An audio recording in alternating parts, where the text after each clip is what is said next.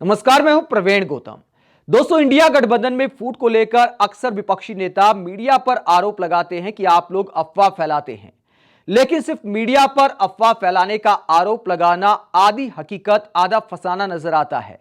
जब इंडिया गठबंधन के नेता ही ऐसे बयान दे रहे हैं जो दिखाते हैं कि गठबंधन में तालमेल बैठाना कितना मुश्किल है, जैसे कि ममता बनर्जी और संजय राउत के नए बयान सामने आए हैं। पहले ममता बनर्जी का बयान मैं आपको दिखाता हूं, जिन्होंने साफ ऐलान कर दिया है कि बंगाल में हम अकेले दम पर चुनाव लड़ेंगे। ममता बनर्जी ने कहा कि बंगाल में टीएमसी अकेली लड़ेगी, किसी के साथ गठबंधन नहीं करेगी। हम अकेले भाजपा को सबक सिखाएंगे, इंडिया गठबंधन अन्य राज्यों में लड़े। साफ तौर पर ममता बनर्जी ने कहा कि इंडिया गठबंधन बाकी पूरे देश के लिए है, लेकिन बंगाल में टीएमसी अकेले चुनाव लड़ेगी। इसके बाद संजय राउत का बयान भी मैं आपको दिखाता हूं कि संजय राउत ने किस तरह कांग्रेस के साथ गेम खेलते हुए क्या बयान दिया है। संजय राउत कहते हैं कि महाराष्ट्र में शिवसेना सबसे बड़ी पार्टी है, जबकि कांग्रेस नेशनल पार्टी है। हम महाराष्ट्र में लोकसभा के लिए हमेशा 23 सीटों पर लड़ते आए हैं। कांग्रेस के पास महाराष्ट्र में कोई सीट नहीं है, वो महाराष्ट्र में जीरो से शुरुआत करेगी। तो संजय राउत भी यहां भाव खा रहे हैं, कांग्रेस को पैगाम दे रहे हैं कि आपके पास जीरो सीट है, हम महाराष्ट्र में सबसे बड़ी पार्टी हैं और पैगाम यही देना चाहते हैं कि 23 सीटों से कम पर नहीं मानेंगे। लेकिन क्या शिवसेना अब भी महाराष्ट्र में उतनी मजबूत है, जबकि शिवसेना दो फाड़ हो चुकी है? अगर सीटों को लेकर संजय राउत भाव खा रहे हैं तो यह नहीं भूलना चाहिए कि तब मोदी फैक्टर का भी असर था। 2019 में शिवसेना ने बीजेपी के साथ मिलकर चुनाव लड़ा था। ऐसे देखा जाए तो कांग्रेस और एनसीपी की भी शिवसेना के बिना भी कभी सरकार हुआ करती थी महाराष्ट्र में। तो क्या ऐसे दम दिखाना चाहिए या जमीनी हकीकत को देखना चाहिए संजय राउत जैसे नेताओं को? इसके अलावा एक और तस्वीर मैं आपको दिखाता हूं जो दिखाता है कि इंडिया गठबंधन में कितनी महत्वाकांक्षाएं पाल ली हैं नेताओं ने।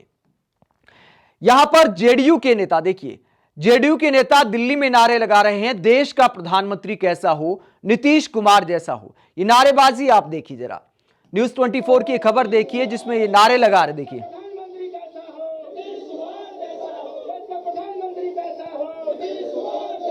तो यहां पर नीतीश कुमार को प्रधानमंत्री प्रोजेक्ट कर रहे हैं जेडीयू के नेता। वहां पर शिवसेना के नेता कहते हैं कि उद्धव ठाकरे पीएम होनी चाहिए। तो क्या इस तरह की बयानबाजी से इंडिया गठबंधन मजबूत हो पाएगा और क्या ऐसे सीटों का तालमेल हो पाएगा? जहां ममता बनर्जी कहती हैं कि बंगाल के बाहर गठबंधन है लेकिन बंगाल में नहीं है। ऐसे तो अरविंद केजरीवाल भी कल को कहेंगी कि दिल्ली और पंजाब में मैं सीटें नहीं दूंगा, बाकी राज्यों में गठबंधन है। वहां पर अखिलेश यादव बोल देंगे कि यूपी में मैं कोई सीट नहीं दूंगा, बाकी देश में गठबंधन है।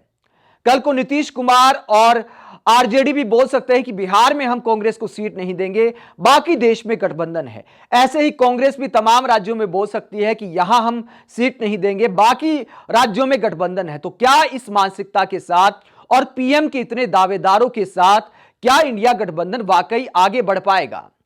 इसमें सिर्फ मीडिया को दोष देने से कोई फायदा नहीं है। जब तमाम तरह के नेता इस तरह के बयान देंगे तो मीडिया आखिरकार खबर क्यों नहीं चलाएगा?